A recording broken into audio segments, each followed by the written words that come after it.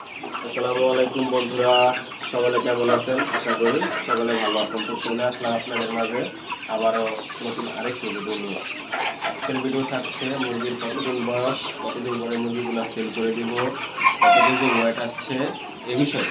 তো আজকের মুরগির বয়স হচ্ছে 48 দিন। ঠিক আছে, 48 দিনের ভিতরে আমরা যে প্রয়োজনীয় যে ভ্যাকসিনগুলো ছিল ওগুলো আমরা দিয়ে দিয়েছি। এখন আর ভ্যাকসিন আমাদের দিতে হবে না, কিন্তু শীতের যে আবহাওয়া ওয়েদার অনুযায়ী আমরা লাল 100 ওয়াটের বাল্বগুলো কিন্তু আমরা দিয়ে দিছি। ওয়েদার অনুযায়ী মুরগির যে ঠান্ডা নিয়ন্ত্রণ করবে এই জন্য আমরা 6টা বাল্ব লাগিয়ে দিয়েছি।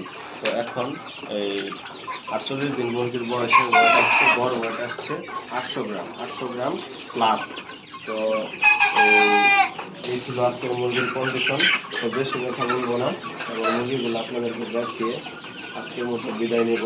আবার পরবর্তী যখন আমি মুরগিগুলো সেল করে দেবো তখন আবার একটি ভিডিও নিয়ে আপনাদের মাঝে আসবো। আমার যে মুরগিগুলো একটু দেখাও একজন স্বরূপ।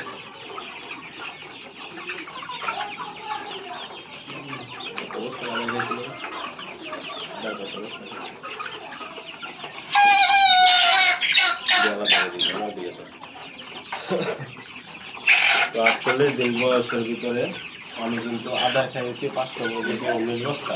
মোটামুটি দেখা গেছে সেল করা পর্যন্ত 60 দিনের ভিতরে আদার লাগবে 25 থেকে 26 বস্তা। এর ভিতরে কিন্তু আমরা মুরগিগুলো সেল করে দিতে পারি। 25 বস্তা খাওয়াইলে মুরগির একটা যে ওয়েট, নির্দিষ্ট ওয়েট, ওইটা কিন্তু চলে আসবে।